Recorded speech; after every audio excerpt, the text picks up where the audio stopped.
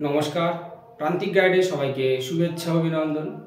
আজ আমি নিয়ে এসেছি কলকাতা বিশ্ববিদ্যালয় BA 6th semester Bangla general SEC B2 পেপারের লাস্ট মিনিট ফাইনাল সাজেশন।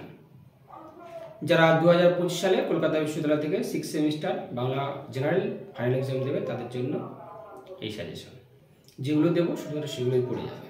প্রান্তিক গাইডের সঙ্গে থাকো, সমস্ত কিছু হেল্প পেয়ে যাবে। প্রান্তিক গাইডের suggestion best quality number 1 suggestion. প্রান্তিক গাইডের সাজেশন ফলো করলে অন্য কোনো সাজেশন ফলো করার প্রয়োজন নেই। এই চ্যানেলের সঙ্গে থাকো, সাবস্ক্রাইব করো, বন্ধুদেরকে শেয়ার করো। 100% কমন সাজেশন প্রান্তিক গাইডের সাজেশন, তাই অবশ্যই আমি যেগুলো দেবো শুধুমাত্র সেগুলোই করো। নিশ্চিত থাকো কমন পেয়ে যাবে। এই পেপারে তোমাদের সবথেকে গুরুত্বপূর্ণ বিষয় হচ্ছে মডিউল 1 অ্যান্ড মডিউল 3। 2 নম্বর মডিউলটা পড়ে যাচ্ছে। মডিউল 1-এ একটা গল্প লিখন তোমাদের লিখতে হবে। ক্লিয়ার? যে গল্প লিখনটা লিখতে হবে সেখানে তোমাদের করণীয় কি? প্রথমে একটা হেডলাইন দেবে বা টাইটেল দেবে, দিয়ে ওটা বক্স করে দেবে। দেওয়ার পরে গল্পের বিষয়বস্তুটা লিখতে হবে। তারপর শেষে একটা উপসংহার মতো দেবে। সেই উপসংহার মতো দেওয়ার পরে একদম শেষে একটা নীতি কথা দেবে। ক্লিয়ার? একটা নীতি কথা দেবে, দিলে ম্যাটার কমপ্লিট।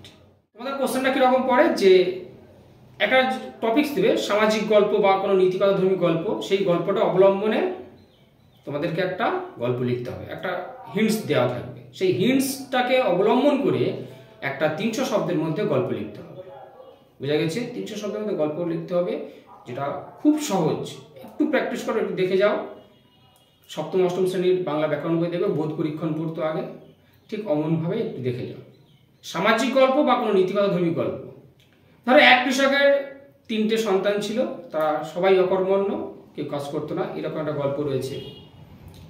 তৃষ্ণার্ত কাকের গল্প রয়েছে, খরগোশ আর কচ্ছপের দৌড়ের গল্প রয়েছে, একটা ব্যাধের এরকম গল্প রয়েছে, বা ওই যে সোনার কুঠা রূপার কুঠা এরকম গল্প রয়েছে। এরকম প্রচুর গল্প রয়েছে। বা কোনো একটা সামাজিক গল্প, নীতিকথাধর্মী গল্প মোটামুটি তোমাদের দিয়ে দেবে, এটা বলে রাখছি। সেই গল্পগুলো থেকে একটা হিন্টস দেওয়া থাকছে, সেই গল্পগুলো থেকে তোমাদেরকে একটা 300 শব্দে গল্প লিখতে হবে। বুঝে গেছে? সেই 300 শব্দে গল্প লিখতে হবে। এক্ষেত্রে তোমাদের টাইটেল দিতে হবে, তার বিষয়বস্তু শেষে একটা উপসংহার মতো, আর দিয়ে নীতিকথা। এভাবেই সাজাতে হবে। দেখবে 10-এর মধ্যে 7-8 পাবেই পাবে। সব থেকে বেশি নাম্বার পাবে তোমরা এই পেপারটা, সব থেকে বেশি নাম্বার পাবে। ওই একের দাগেরটা খুব ভালো করে করো, এভাবেই প্র্যাকটিস করো, যে কটা দিলাম যেমনভাবে বললাম। এবার যাও মডিউল 3। মডিউল 3টা তোমরা আইপি আর রোমিও লিপি প্র্যাকটিস করো, দেখবে প্রচুর মার্কস ওখান থেকে আসছে। তোমরা 10-এর জন্য তো পাচ্ছই, আইপি বা রোমিও লিপি যে কোনো একটা, দুটো কিন্তু প্র্যাকটিস করতে হবে। অনেক সময় আবার একটা দিয়ে দেয়, অনেক সময় দুটো দিয়ে দেয়, যে কোনো একটা করতে হবে। মানে যে কোনো একটা তো করতে হয়। 3-এর দাগে ক অথবা খ করছো, যে কোনো একটা। অনেক সময় শুধু আইপিএ থেকে দিয়ে দেবে, মানে 3-4 লাইন 5 লাইন একটা দিয়ে দেবে স্ট্যান্জা, দিয়ে সেটা আইপিএতে রূপান্তরিত করতে হবে, বা একটা রোমিও লিপিতে রূপান্তরিত করতে হবে। দুটো থেকে আসে অনেক সময়। অনেক সময় একটা থেকে ধরো রোমিও লিপি থেকে নোটস এলো আর আইপিএটা দিয়ে দিল, আইপিএ করতে হবে, তাই দুটো করো। আর একটা গুরুত্বপূর্ণ হচ্ছে 5-এ, ধরো ইয়, দন্তন্য, মূর্ধন্য, জ, এগুলোর ক্ষেত্রে আইপিএ সাংকেতিক চিহ্নগুলো বা রোমিও লিপির সাংকেতিক চিহ্নগুলো, বা 1-এর ক্ষেত্রেও দেখবে মোটামুটি 10-5-1 আইপিএ রোমিও লিপি খুব ভালোভাবে প্র্যাকটিস করো। 10-5-1 হয়ে যাবে। এছাড়া তোমাদের কিছু শুদ্ধ বানান করতে দেবে, কিছু শুদ্ধ বানান দিয়ে দেবে, শুদ্ধ অশুদ্ধ নির্ণয় করতে হবে, এটা আরও সহজ। একটু বানান প্র্যাকটিস করে যাও, দেখে যাও। এই শুদ্ধ বানানটা খুব ভালো করে দেখে যাও, এগুলোও আসে। বোঝা গেছে? তাহলে এভাবেই মোটামুটি যেমনভাবে বললাম তেমনভাবে পড়ো। এবার যাও মডিউল 2-তে। মডিউল 2-তে বাংলা বানান ভুলের কারণ। বাংলা বানান ভুলের কারণটা করো। বানান ভুলের কারণ আমি সুপারস্টার মারব, যে কটা কোশ্চেন দিচ্ছি তারপর সুপারস্টার মারব। বাংলা বানান ভুলের কারণগুলি আলোচনা করো। বাংলা বানানের বিবর্তনের ইতিহাসে বিদ্যাসাগরের বর্ণ পরিচয় ও রামমোহনের গৌড়ীয় ব্যাকরণ গ্রন্থের ভূমিকা আলোচনা করো। বাংলা বানানের বিবর্তনের ইতিহাসে বিদ্যাসাগরের বর্ণ পরিচয় ও রামমোহনের গৌড়ীয় ব্যাকরণ গ্রন্থের ভূমিকা আলোচনা করো। পরের প্রশ্ন হচ্ছে বাংলা বানানের বিবর্তনের ইতিহাসে রাজশেখর বসুর অবদান। বাংলা বানানের বিবর্তনের ইতিহাসে রাজশেখর বসুর অবদান আলোচনা করো। পরের প্রশ্ন পশ্চিমবঙ্গ বাংলা একাডেমি গৃহীত বানানবিধি অনুসরণে তদ্ভব শব্দের বানানগুলো সম্পর্কে আলোচনা করো। পশ্চিমবঙ্গ বাংলা একাডেমি গৃহীত বানানবিধি অনুসরণে তদ্ভব শব্দের বানানবিধি। আরেকটা কোশ্চেন হচ্ছে তৎসম শব্দের বানান সম্পর্কে পশ্চিমবঙ্গ বাংলা একাডেমির নির্দেশগুলি আলোচনা করো। তৎসম শব্দের বানান সম্পর্কে পশ্চিমবঙ্গ বাংলা একাডেমির নির্দেশগুলি আলোচনা করো। পরের প্রশ্ন, বানান সংস্কারের প্রয়োজন হয় কেন? বিষয়টি বাংলা ভাষার প্রেক্ষাপটে আলোচনা করো। বানান সংস্কারের প্রয়োজন হয় কেন? বিষয়টি বাংলা ভাষার প্রেক্ষাপটে আলোচনা করো। তাহলে এই কটা দিলাম, এই কটা একটু দেখে যাও, পড়ে যাও অবশ্যই করে, কিন্তু আর অনেক সময় দেখে 5 এসে যাচ্ছে। এখান থেকে সুপারস্টার মার্ক, বাংলা বানান ভুলের কারণ, super super super superstar mark, খুব ইম্পর্টেন্ট একটা বলছে। বাংলা বানান ভুলের কারণ, বাংলা বানান ভুলের কারণ। তারপরে বাংলা বানানের বিবর্তনের ইতিহাসে রাজশেখর বসুর অবদান, বাংলা বানানের বিবর্তনের ইতিহাসে রাজশেখর বসুর অবদান, এটাও সুপারস্টার মার্ক। অল্প স্টার মার্কে বাংলা বানানের বিবর্তনের ইতিহাসে বিদ্যাসাগরের বর্ণ পরিচয় ও রামমোহনের গৌড়ীয় ব্যাকরণ গ্রন্থ, এইটা অল্প স্টার।